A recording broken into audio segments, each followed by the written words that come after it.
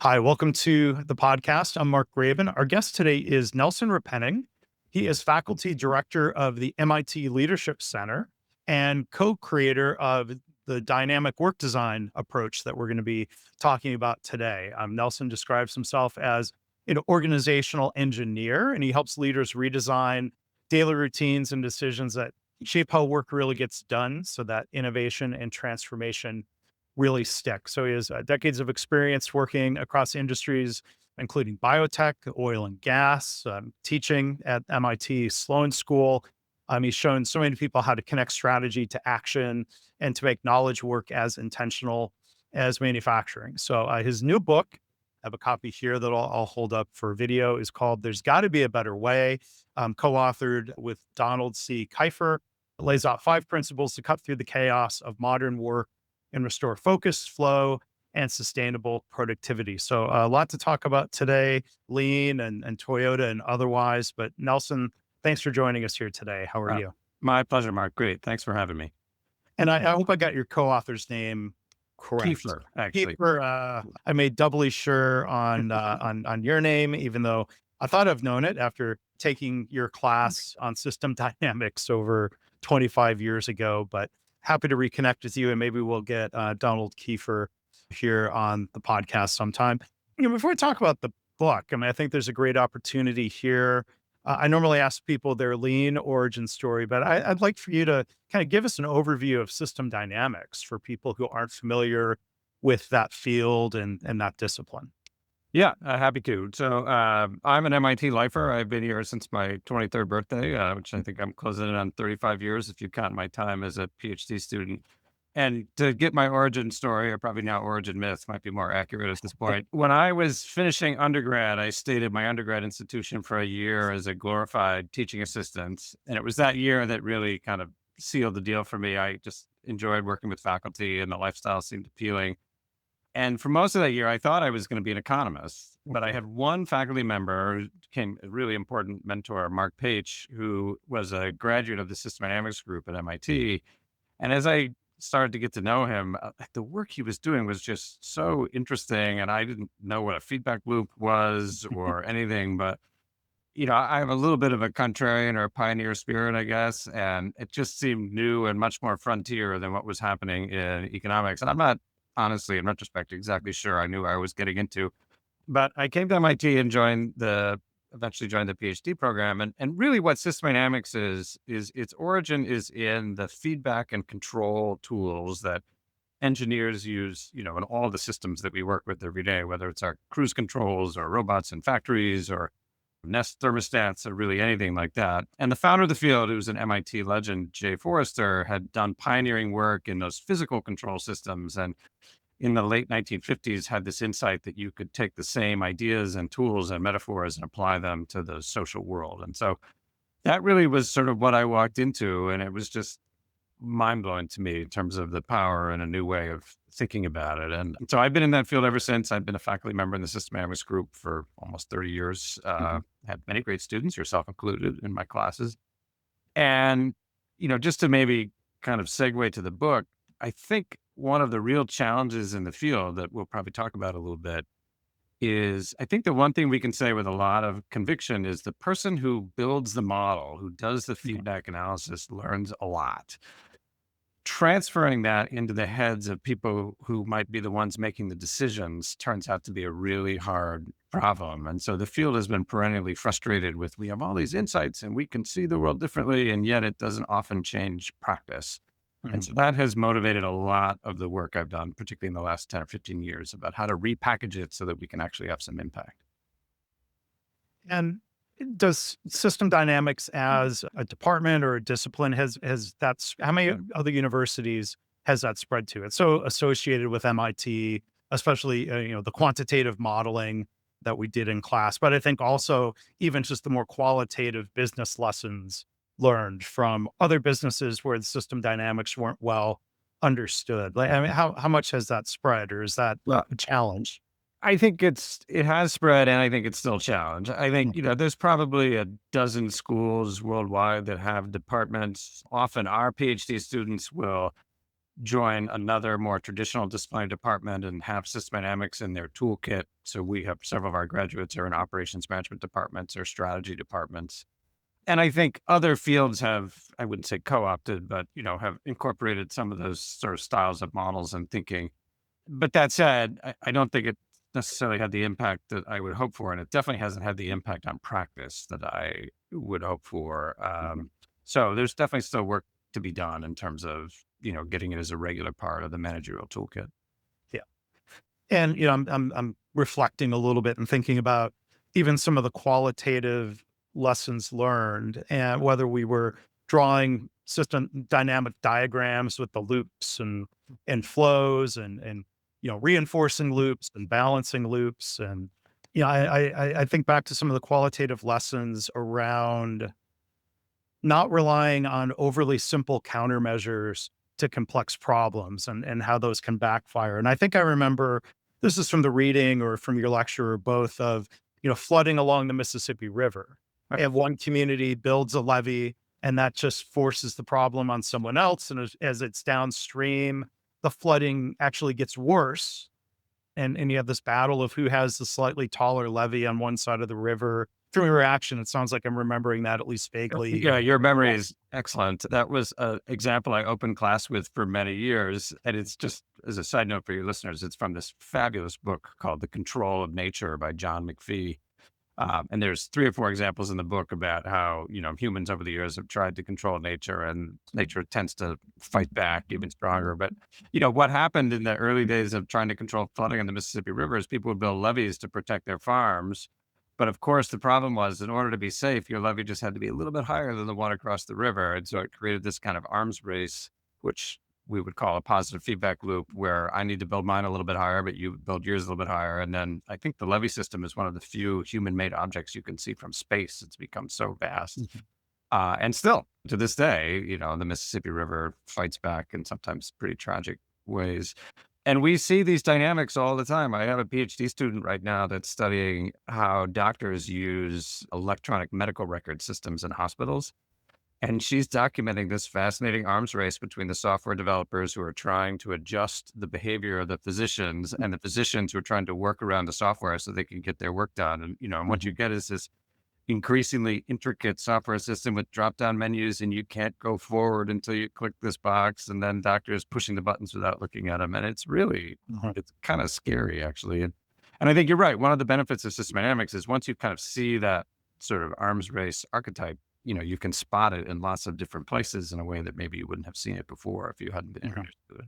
Yeah. So there's maybe, again, thinking along the lines of simplistic countermeasures, there's risk of medication errors or, prescription errors. And the simplistic countermeasure might be, well, we need to add more alarms.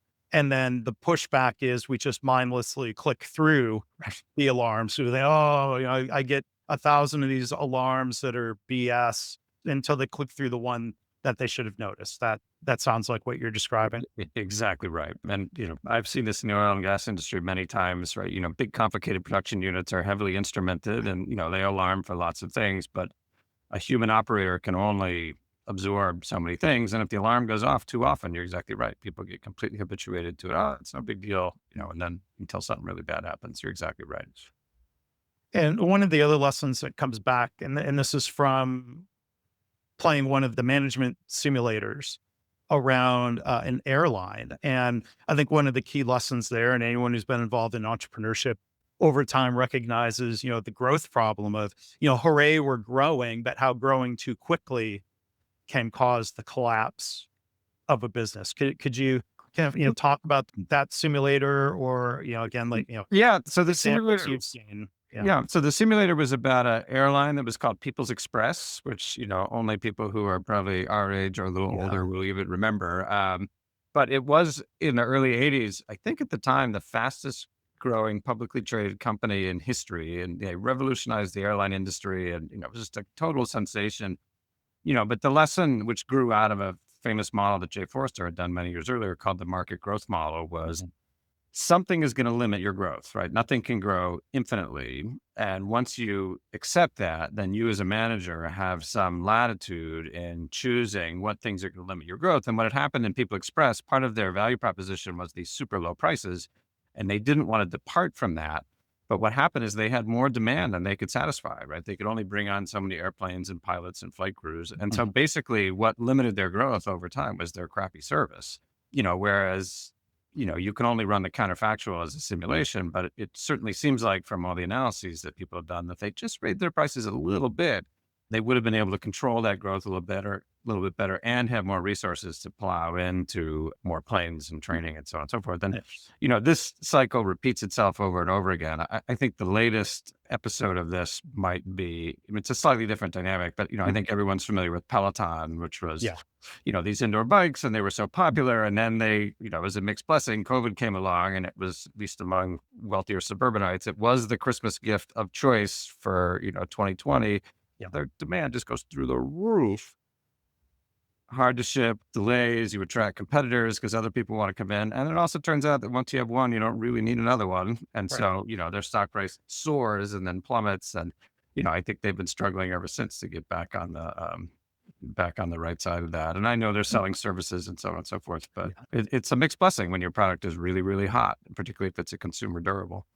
Well, I mean, it seems good to show how much more difficult it is to scale physical products instead of just that monthly subscription service model. But my understanding of it was they, I think, extrapolated the growth rate from 2019 to 2020 and assumed that this wasn't just a one-time beer game type Right. jump in demand. Think of another classic system dynamics thing that people might have been exposed to, and they built a giant factory in Ohio to build more Pelotons, and they ended up not needing that capacity at all. It's not that they stopped selling Pelotons, but the growth just it was bad forecasting, I guess, or some faulty assumptions Yeah. about continued growth. I think that's exactly right. And I think if you don't understand the dynamics of sort of market diffusion and saturation, right, my guess is they did approximately, they took a ruler out and said, well, it's going up this much, and it's Yeah. going to keep going. And no one really sat down to do the basic kind of mass balance of how big is this market really going to be, and what fraction of this have we already captured, and can we really count on repeat business? And then also there was sort of the math of the revenue you get from selling the hardware versus the subscription fees and so on and so forth. So yeah, I think you're exactly right. Once you see it, it's a pretty basic dynamic. It's kind of product diffusion, but I think it's Mhm. very easy in the moment to get sucked into, wow, it's growing at 20% a year. That's going to keep going. And boy, won't that be great for our stock price? Yeah. So I mean, what's the current state of the management simulators? Does People Express still get used in teaching, or are there newer ones that are fancier, more updated simulators, or is So it still both. pretty So solid? People Express still gets used. It's now a 40-plus-year-old Harvard case. I'm guessing we are we buy a couple hundred a year. We're probably the last consumers, but and there's many other airlines that have been through it. But since then, I think there have been several new simulators. My colleague John Sturman has worked on a lot. I think the one that is probably most pertinent is his team have developed a really fascinating and I think kind of scary simulator on climate dynamics and Mhm. the choices that we may need to make as a planet in terms of mitigating those. And having played it a few times myself, it's a little bit depressing how hard it is to get the temperature increase back to 1 or 2 centigrade. And there's a bunch of others that capture some of these arms race dynamics that you and I were talking about earlier. But I think, the interesting question that remains is there's no question that people learn from these things. I think they enjoy the experience, but how effective are they in getting people to go back and change their behavior? Mhm. And that remains an open sort of research question that I think a lot of people in the field are thinking very hard about. Yeah, because it's challenging enough, it seems, to take the relatively simple dynamics of the beer game and apply that to supply chain planning of reducing delays, improving communication and visibility, as opposed to the complex dynamics of global climate or, some of the older modeling of population growth and food and poverty. And those are really complex systems. It seems like we struggle to learn you play the beer game and people want to say, "Oh, but our business is different. That was fun." but what are we really going to do differently? Is that part of the Yeah, challenge? I think so. I mean, just to take a real example, right behind my office at MIT is essentially the sort of Silicon Valley of biotech. Many of the major companies are there, and real estate in Kendall Square, just for the last 5 or 10 years, the prices have been going through the roof. Very valuable, tons of construction, and so on and so forth. And it's exactly like Peloton, right? People are just forecasting these continued growth rates. And then suddenly we get a little excess capacity and the economy slows down and a couple of macroeconomic shocks. And suddenly, rent rates are plummeting and buildings are being canceled and so on and so forth. And you've lived there long enough, you see this cycle go several Mhm. times. So it's one of those where I think you would have thought we would have figured this out by now, but it doesn't seem like we have just yet. Yeah. Yeah. So let's dive into the book. And again, it's there's got to be a better way, or I'm saying gotta. There's got to Yeah. be a better way how to deliver results and get rid of the stuff that gets in the way of real work. Like maybe just kind of first thinking about the problem statements that drove you and Donald to write the book. The problem statements that might resonate with somebody who should read this book. What are some of the dysfunctions and problems that you're addressing? Yeah, so I think it's probably easiest to go historically for me. So the problem that I've worked on research wise for most of my career really boils down to why don't people use the tools and processes that we would all agree are good things to do? And I imagine Mhm. that's probably near and dear to both our hearts. And Yeah. when I grew up as a young PhD student, it was the era when the quality tools and lean related Mhm. tools were sort of first getting popular. The machine that changed the world had just come out, and it was a pretty hot topic. And, it was also the time where the Japanese manufacturers were really dominating the space. And so lots of people in operations management and the various quant fields were either inventing new tools to try to sort of improve on what was happening or figure out why these things were so successful compared to sort of what was done the more traditional inventory management and scheduling methods. But one of the things that I was really interested in at the time was the US manufacturers were really struggling to use these tools. I mean, here we had pretty compelling documentation that there was a better way, not that I Mhm. had the title back then, to run a factory and to develop new products. And, at that time, the gap in quality between Asian manufacturers, it was just stunning. And so what was up with that? And I think the punchline of what came out of that early research is that most of the organizations, at least we were studying, were stuck in this dynamic that I think, metaphorically was called firefighting, in which, the scholarly papers, I called it the capability trap, which basically boiled it down to there were so many problems to fix and there was so much going on that they spent all their day with duct tape and safety pins and band-aids trying to fix the problems I already had. And they were really having a hard time in making a commitment to doing the preventive activities that would have prevented those problems in the first place. Whether that was investing in basic quality management tools or learning some of the lean tools or some of the associated basics. And so I documented that both in the manufacturing world, but it also was quite acute in the product development world, which is, again, was kind of a hot topic then. And so, and the story that emerged from the modeling and the kind of pieces of work is basically what it boiled down to is there was a mismatch between how these systems operated and how managers tended to learn, and it was probably best captured in a paper that John Sturm and I wrote, the title of which was Nobody Ever Gets Credit for a Defect That Never Happened.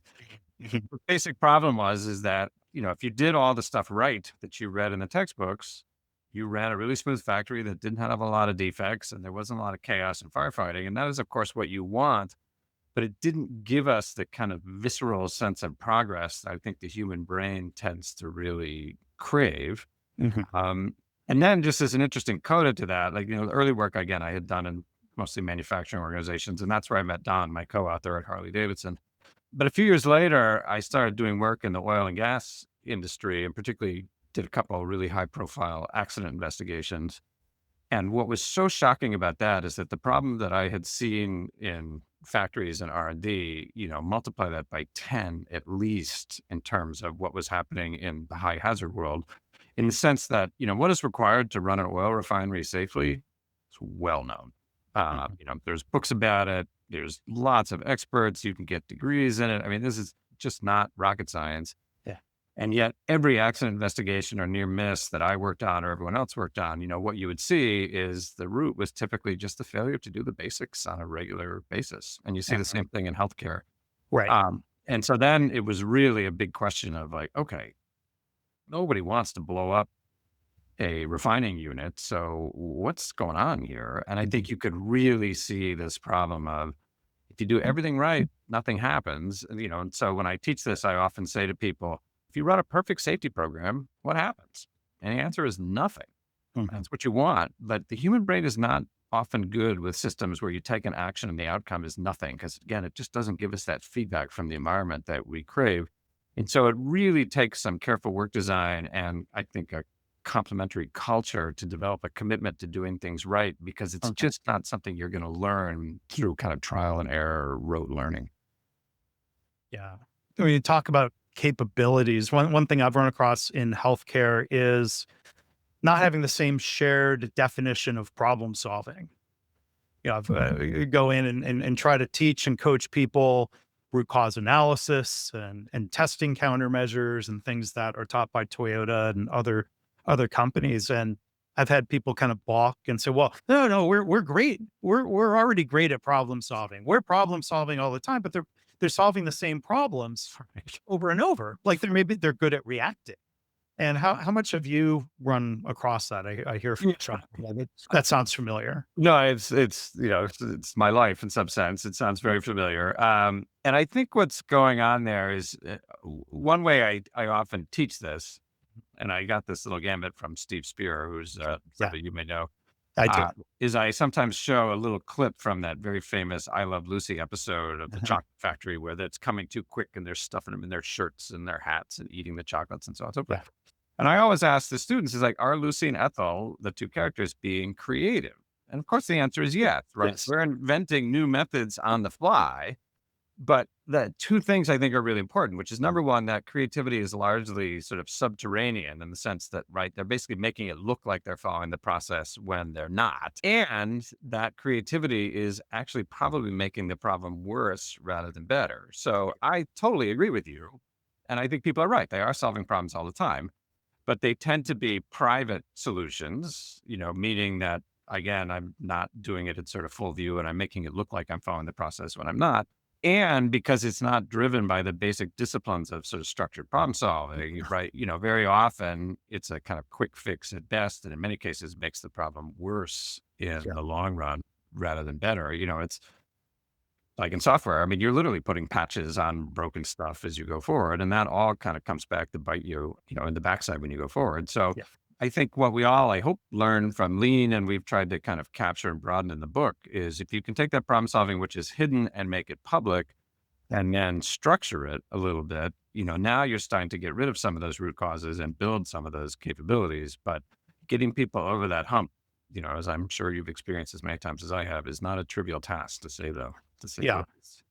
Yeah, and so, I mean, this is touching on jumping ahead a little bit to recommendations in the book and dynamic work design as a framework, solving the right problem, not just focusing on symptoms, root causes. I think it's music to the ears of listeners here. And then, what I think what you're touching on here is structure for discovery of how do we help people surface problems and instead of hiding them. And that makes me think of the work of, down the road, Amy Edmondson at Harvard Business School and psychological safety. And, what are your recommendations or Don's lessons about helping people feel safe instead of like from the beginning in the Lucy video, they're kind of bullied Right. by the supervisor who, is kind of threatening them and, creating an environment where they didn't feel safe to say, "Hey, that line's going too fast." Yeah, I think it's an interesting question. I think this is a place where I think what's happened in our field is people have tackled it from one of two angles, and you probably really need to think about both. Mhm. So I think, people that came from more the operations side have really worked on the work design part, which is very important. So we want to create systems that are self-diagnostic, that'll show us the problem, and it could be getting rid of inventory or clear signals or whatever. And then I think people on Amy's side have worked much more on the kind of cultural and psychological dynamics, which is to make sure that if I surface a problem, I don't get yelled at or I don't get fired. Mhm. Yeah. My own view of this, and this is very much with my sort of system dynamics heritage, is that you need to do both. And I think those two Mhm. things co evolve. Sure. If we go off and do an offsite and I tell you that, we're going to have a psychologically safe environment, Mark, I promise I'm never going to yell at you, but, I stick you back in a poorly designed work where you can't Mhm. see the defects and you're always behind. This is a little bit of an overwrought metaphor, but, it's akin to going to rehab for 2 weeks and then I send you back to the same friends and Yeah. contexts you had before, right? You're probably going to get kind of sucked back into it. So I think you need to do both. Sure. Sure. And then I think the other thing on the design side is, well, I think there's two parts to that. I think number one is in the structure for discovery principle is it helps a lot when you can create the work or design the work in ways that people can see the problems when they're small, Mhm. right? It is much easier for people to raise their hand when it's, a minor deviation or it's a problem that's been going on for an hour or two rather than it's been something that's going on for a couple of weeks, right? So Yeah. that's just the basic psychology. And then the other thing, which is I think we make a huge deal about in the book, and it's a lesson that comes directly from our friends at Toyota, is senior leaders need to go see the work, right? Right. And they need to Mhm. really understand what the folks doing the work actually have to deal with every day. Because I think the moment that they go down there and they see, like, oh, this is actually what's required to make a car, or treat a patient, or, sequence a genome, whatever the case might be, they will be much more sympathetic and much less likely to blame them for those workarounds because now they have a good sense of how challenging it is to actually get the work done. And I think this kind of mindset that, a good manager can manage anything and I don't really need to go to the factory as long as I get the numbers in my spreadsheet correct. It's just the root of so many problems that we see in organizations. And I think in part, it just allows us to blame the folks, on the shop floor for the work because we have no idea what they're dealing with. So I think those pieces need to really come together. And we have had the best luck when leaders proceed incrementally in terms of going to see the work and starting to fix the problems themselves. And then once Mhm. they get the hang of it, spreading it rather than a kind of big one size fits all change initiative. Yeah.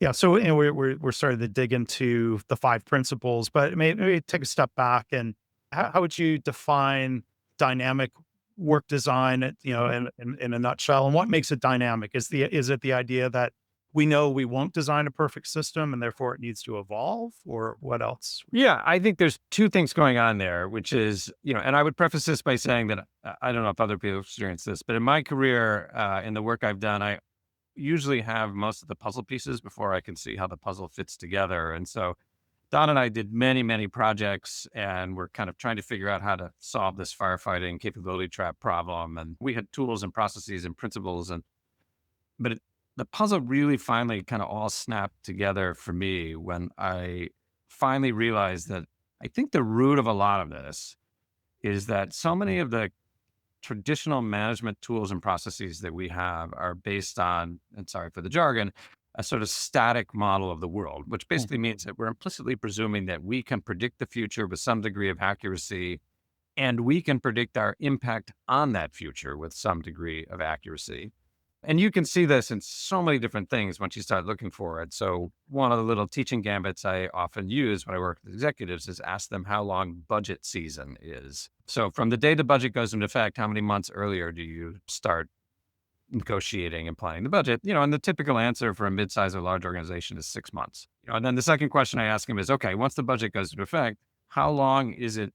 The assumptions in it are accurate enough that it's a Mhm. useful guide for action. And the answer there is typically 3 months, right? And so Yeah. they immediately see the problem, which is we're spending twice as much creating this thing as using it. Mhm. And then we spend the rest of the year basically making it look like we're following the budget strategy when in fact the work has changed. And I think that mismatch is the entry point to the downward spiral into firefighting because now suddenly I can't really tell the truth about what's going on Um, because, I'm supposed to be following this budget or I'm supposed to be meeting these targets, even though the world has changed. And so smart, capable people get out their toolbox of duct tape and safety pins and they start solving problems privately. And I think that really is what gets the downward spiral going. So yeah. I think, the first part of dynamic work design is if you admit the fact that we cannot forecast the future perfectly, nor our impact on it, and that we are Mhm. going to get it wrong, I think you will design the work differently. And then I think a really important corollary is exactly what you said at the outset of the question, which is not only that, like we're not going to design this technology perfectly either, right? Mhm. And so if you accept that fact, whether it's a production line or R&D or whatever, you will also design it differently because you're going to have to make adjustments as you go and we want those adjustments to be public rather than private. Mm. I think the upshot of all of this is really what this all boils down to is I think what's happened for large organizations is we have really started to think about organizational change in kind of a wrong-headed way, in the sense that change initiatives are something that big companies do every 18 to 24 months, right? And they usually tend to be this extremely disruptive thing, often aided and embedded by large consulting companies, that we're going to go from matrix to business or whatever. And then you do this major reorganization, and I have no idea how I report to. And my org chart now is like this spaghetti diagram. And then just about the time I figure out, who I report to, we're going to do it again. Yeah. And I think, instead, I think what really good companies do and what we learn from Toyota and what hopefully dynamic work design kind of helps people do more broadly is change is something you do every day, right? How quickly do we sense mismatches? How quickly do we solve problems? And how quickly do we readjust? And our experience has been when you take that mindset with some simple design rules, the gains you can get in performance can be really dramatic. Okay. So some of the things you are mentioning there sound like maybe examples where an organization was not solving the right problem. The reorg may be just kind of rearranging deck chairs on Titanic, to use that old cliche. The last manufacturing company I worked for a little over 20 years ago had one business unit where, I only worked there 2 years, but I had heard, well, they kept chewing up a different president of that business unit every year, kept firing and moving and replacing, and it had happened again. And, I overheard, my VP's admin talking probably to another admin on the phone in their network. And she said something like, I hope someday they can find somebody that can actually fix that business. And like maybe that business, I don't remember the details, but maybe that business was just broken and dying, and it didn't matter who was leading it. What's the problem? Just I think that's exactly right. And, you referenced the beer game earlier, which is this simulation we've been running at MIT. It's a supply chain game.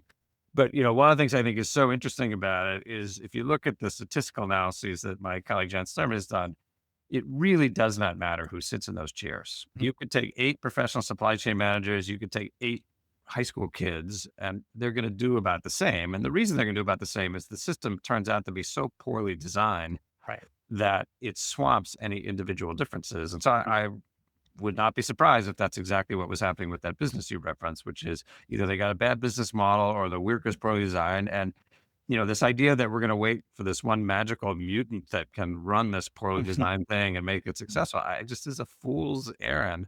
Yeah. But I think it's a very common strategy, and it's easy for all of us to get sucked into that mindset. And you see it all the time in different contexts. We have a sports team that doesn't play well, we'll fire the coach or, whatever. It happens a lot. But I think people are missing the much bigger picture typically.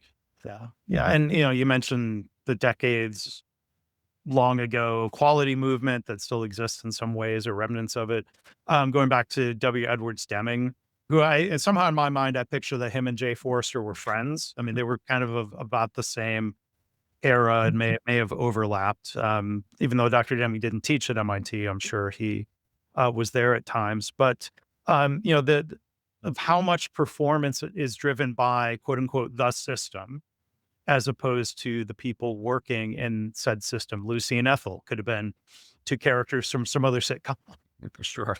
struggling in that same system, or those leaders at that company. Or again, I think in healthcare, unfortunately, another example where poorly designed system or the work system hasn't even been designed except in the loosest of ways, and that it just happened. It just evolved into what people are doing. And, individuals get repeatedly blamed, punished, fired, in some cases, prosecuted and convicted and jailed for things that seem to be, these medication errors are bound to happen in the system. And there's more effort sometimes into, or people say, well, there's got to be a better way, but there isn't, because these things keep happening and therefore it's just a fact of life.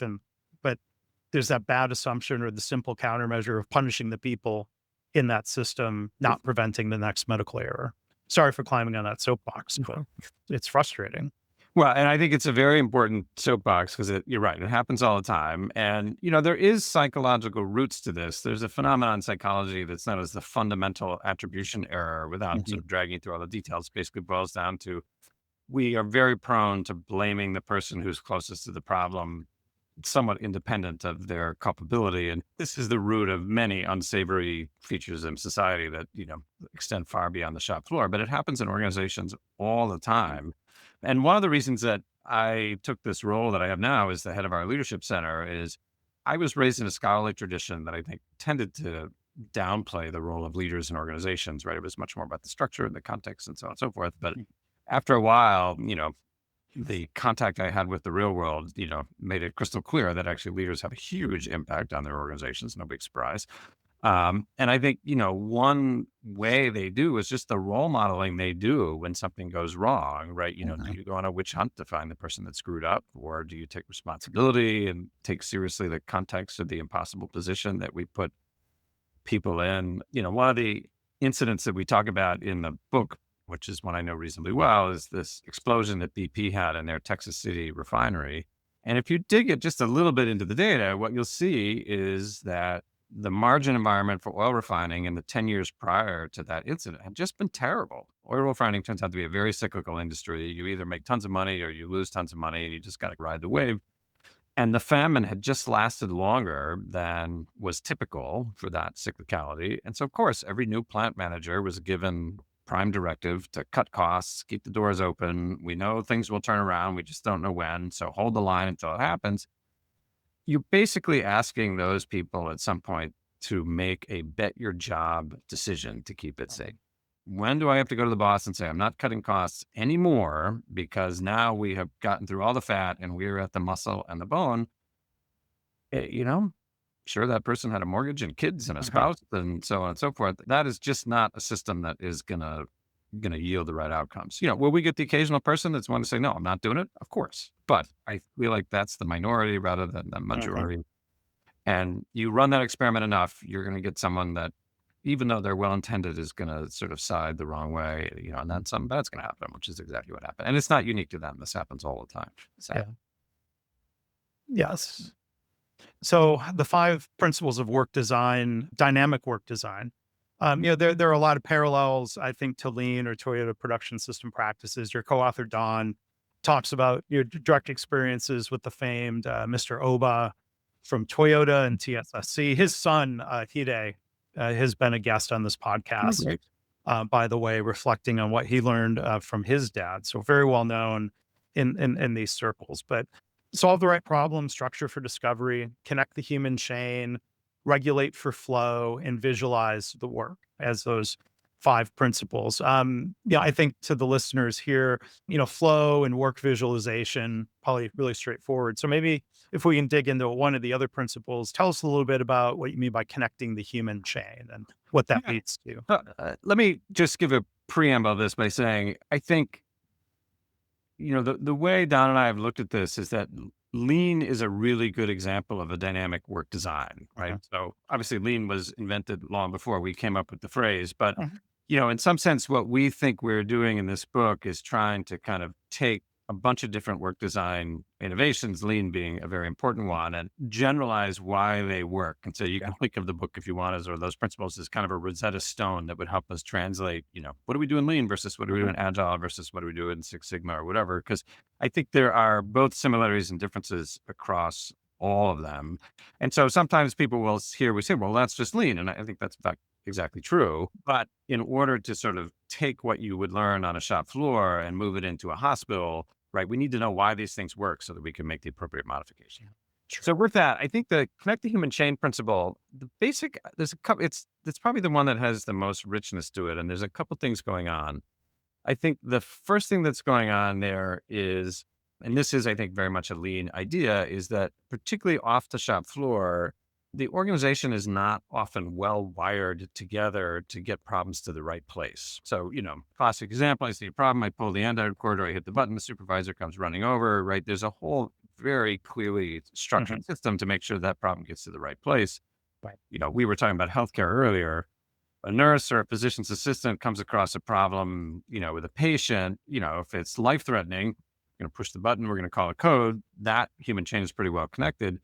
But if they're just a little uncomfortable with, geez, I don't know, Mrs. Jones doesn't look good, or they're a little pale or whatever, it's often enormously unclear. Where should I put this data? Where is it supposed to go? Who am I supposed to call in? And, anyone who's ever had a loved one in a hospital, knows it can be incredibly frustrating to get the right expert or the right help. So I think the first idea in Connect the Human Chain is, let's just make sure the signals go to the right places at the right time. And a nice analogy that we use is, if you think about the fire alarm in your house or your office, if I pull the fire alarm, right, it doesn't go to a random fire department in the greater Boston area, and they don't call me back and give me a lecture on fire prevention, right? It goes to the local fire department in Cambridge, they come out, they put out the fire. After that's done, okay, then maybe, we'll have a discussion about whether I need extinguishers or, more smoke detectors or whatever. So I think that's part one. And then I think the second part of the Connect the Human Chain principle, and this is, I think, something we've gotten a lot of gains out of, is making sure that you put the face-to-face human connection in the right places. And there's a very provocative sort of version of this, which is, I've come to believe that most organizations are using electronic communication like email and Slack and so on, and meetings almost exactly backwards. Because if you read the sort of literature on communication, what is a face-to-face meeting good for? It's really good for processing ambiguity and uncertainty. And if you want a kind of more practical version of that, it's good for basically solving problems and making decisions. When you try to do that kind of uncertain, high bandwidth communication via email or Slack or whatever, what you get, which we've all experienced, is endless iteration, right? We go back and forth and the email chains get longer and longer and longer, and you have 400 Slack threads with subthreads and all these different conversations. Most of those things would be far more efficiently done if you and I could just get in the room for 15 minutes or on a Zoom room or whatever and talk it. So the other part of Connect the Human Chain is, as you design a process of getting work done, physical or knowledge work, can you be really clear about where there is uncertainty to be processed and make sure that you put the face-to-face communication or put the meetings there? And the reason I say that we use them almost often exactly backwards is, think about the kind of cartoon of bad organizational practice. I go to an hour-long meeting, 55 minutes of it is watching someone click through slides, which my eyes kind of glaze over. And then you and I are passing notes or texting each other like, well, if this is the strategy, we're going to have to change everything, and then no one asks a question because there's no time for it because you got to go on the slides. And then in the hallway on the way back, right, you and I are then trying to figure out the 5,000 changes we're going to have to make to adapt to this new strategy. But now it's happening via Slack and email, and you get these long messages, right? The world would probably be much better if we talked about the new strategy for 10 minutes and then in the face-to-face meeting, okay, now let's work out all the things that we need to change so it becomes a two-way conversation rather than one. And so to give you a very sort of practical version of that, we have seen many situations where, a well-designed huddle for 15 minutes in the right place in the process can take hundreds of emails a day out of people's inboxes just by putting that uncertainty management in the right places. One other thing I wanted to ask is, you could look at companies that are successful and look at what they do and how they do it, how leaders behave and what the systems are. And then there's the challenge of helping others learn from that, whether that means, adopting or adapting or inventing your own thing. Do you have a favorite example of an organization that you or Don worked with where either these 5 foundational principles or a variation of them led to some great success? Yeah. So sorry, I keep prefacing every question with a preamble, but That's fine. Well, I'm asking long questions. Yeah. I think in the book, we call these 5 things principles, and we chose that name very deliberately because I think often what happens in the management world is that people spend a lot of time documenting best practices, right? So this is what Toyota does. They have cords and they have lines on the floor and they do calisthenics and, kind of all the usual thing. And the presumption is that if I understood the practice, I could just plop that down in my organization and use it wholesale and I would be successful. And there's just ample evidence that doesn't work. And I think the reason it doesn't work is that, every organization is a little bit different. They have a little bit different culture and norms. In some cases they do, think about taking lean from factories to healthcare, right? It's an enormous leap, very different environment. And so the reason that we use the word principles is we want people to understand a little bit about why these practices work. And then the idea being, if you know why it works, then hopefully you can make smart adaptations to your world so that will be consistent with your norms and culture, and you'll actually get some benefit from it. I have lots of examples where this happens, but I'll give you my favorite one because I think it's very clear and fun. Is we were talking about the regulate the flow principle in class, and all the lean people in the world will sort of recognize this as essentially a pull style system where we, only let work into the system when it's ready for it, and we focus on flow and so on and so forth. I don't know, maybe 10 years ago, I had a student in my project class who was a heart surgeon, and he's watching us talk about factories and moving samples through, gene sequencing and so on and so forth. And for his project, he said, I think in my hospital, we run a push system for scheduling patients. Uh-huh. And, he's like, well, Abeel, what do you mean by that? And he's like, basically the flow is very simple. Students come into the operating room, they have whatever procedure we might do. And then the next stop is the intensive care unit. And then once they've gone through the ICU, then they move into the regular floors. And every day we do count the number of beds that we think will be available in the ICU, but we actually start cases in the morning, usually at 7:30, before we know how many beds are available. Hmm. And so the problem that he was actually solving in his project is sometimes I finish a case and my patient has to sit in the hallway. This is sort of the medical version of duct tape and safety pins until a bed opens up in the ICU. And so he created a really simple pull, regulate the flow style system, which is they move what they called the bed flow meeting, which was Hmm. essentially counting the number of beds in the ICU. We're going to do that at 5:30 a.m. instead of 9:30 or whatever they did it. And then we're only going to start as many cases as we have beds. Huh. Right? Super simple, right? Way Hmm. simpler than on the factory floor. But basically, to use language familiar, I think probably better, the ICU is the bottleneck and we're going to schedule off the bottleneck or the Hmm. constraint. Yeah. And I think what makes this case so great is that once you did that, by starting fewer cases, you actually got more done because it turns out that if there's a delay from going from OR to ICU, patient is more likely to experience complications, which means they stay in the hospital longer. So their capacity actually went up. They cut about 7/10 of a day off of the average stay in the intensive care unit. And they got about a 20% Wow. cost reduction, which in the world of healthcare is just almost every metric is going the other way. Yeah. For me, it was just a really high water moment in terms of teaching. And Abil Manji, who was the student that did this, I think really smart on his part to map the principle that we were talking about in these very different contexts and understand how it applied in his hospital. Now, he didn't paint lines on the floor or create, Sure. inventory boxes for the patients or whatever, which, you've been in this world as long as I have. I mean, crazier things have happened. He understood the basic idea and then was able to come up with a solution for his hospital that worked really well. Well, and it sounds like they were focusing on, solving the right problem or a very important problem. And, one of the, I think, things, in my experience with, system dynamics is the unintuitive, non-obvious cause and effect relationships that we could try to model or at least try to understand as it's happening. Because I think, if people fall into the trap of overly simplistic countermeasures, there's that kind of overly simplistic prediction of what's going to happen, because some might look at it the other way and say pushing the patients into the hallway creates pressure for those people to open up the beds, and there's that blaming, right, of like they're somehow being lazy and don't want to accept a new patient because it's toward the end of the shift, or all these things I've heard thrown at the people working, instead of, as you're describing, looking at the work system and what's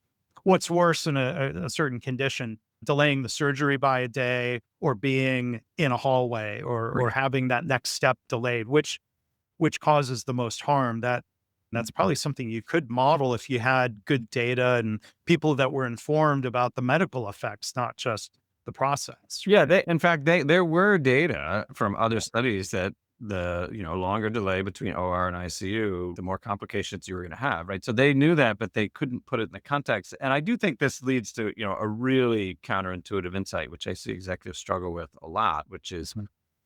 if you understand the principles of flow, you kind of get the idea that in many cases, by starting less, you get more done. And I think Yeah. you're exactly right. People just have a really hard time with that because they feel like if I don't, keep putting a lot of pressure in, people will slack off and so on and so forth. But, in fact, what was happening, right? They had their own version of expediting, which is powerful doctors wouldn't want their particular patient to wait in the hallway. And so they would be lobbying the ICU nurses and docs. "Well, can't you just get Mr. Jones in there? Because it was a particularly invasive case or something like that," which of course was just a dead weight loss to their productivity and added chaos. So yeah, exactly right.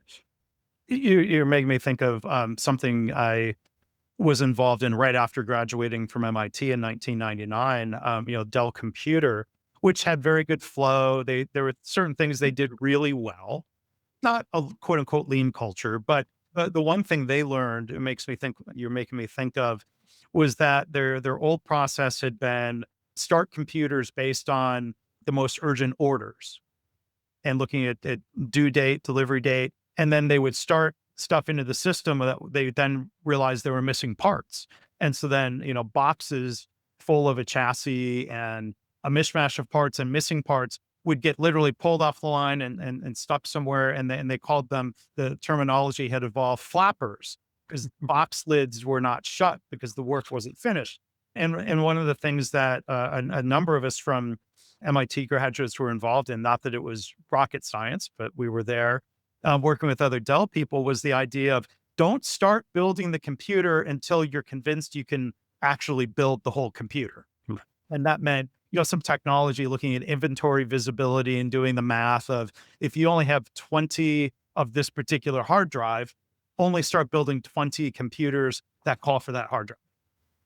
By starting less, they were actually improving flow through the factory. Now, some customers were unhappy, but they were going to be unhappy one way or another. And then hopefully in the Chaos system, you could factor. see the problem and then someone could go like, okay, now we need more hard drives or whatever. Yeah. I mean, it's funny. Jay Forster used to tell me this story. I think it was from Cummins Engine from I would imagine it was the 60s. That their Mhm. version of this, they called them basket cases, which was engines would go down the line, but it would just be a big basket with all the parts except the engine block. Right. And then it would go into this hospital or rework bin where once the engine block would show up, some tech would then bolt the parts on or whatever. So, it's job security for Yeah. you and me, I guess, but it'd be nice if we could make some progress on these problems. So. Yeah.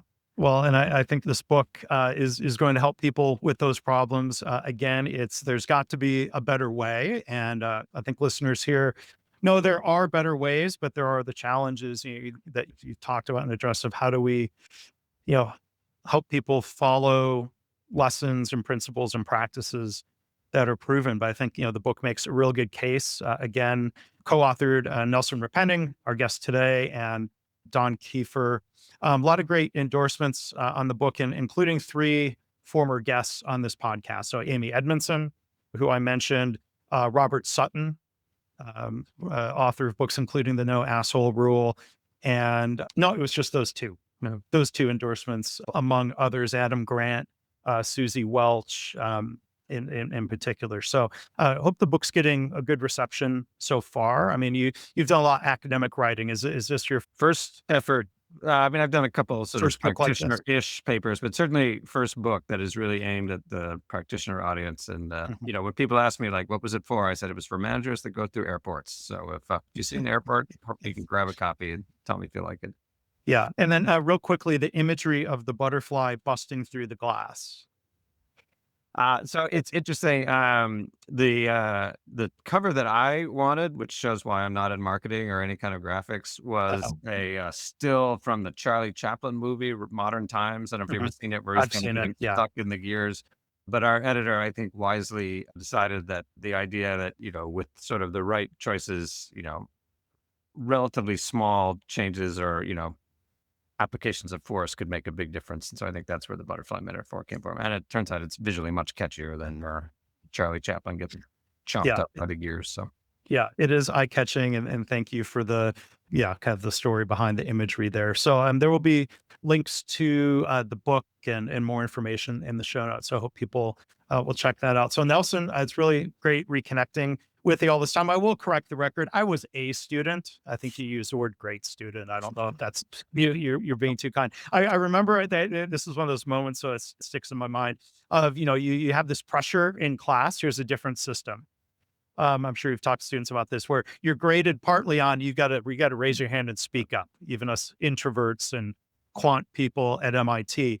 And there was kind of a cue of like, well, no, there's something I want to say about this case, and I raised my hand, and then some amount of time had passed, and I started thinking about something else, and you called on me, and I just completely froze. I'm sure you don't remember this, I but do not. to me, it was a little mortifying, and I'm like, I don't remember what I was going to say. I basically just said pass. And I'm sure that wasn't a positive check next to my name by the teaching assistant, but I still graduated. You So seem to have survived it pretty well, so not too worried about it. And I do not remember it. So, uh, I'm probably not the only one who froze when called upon in class. But anyway, on that note, thanks for making me reminisce about these things, and thank you for coming on the oh, podcast. my pleasure. Thank you for having me. It's been great and really fun to talk about it. So thank you.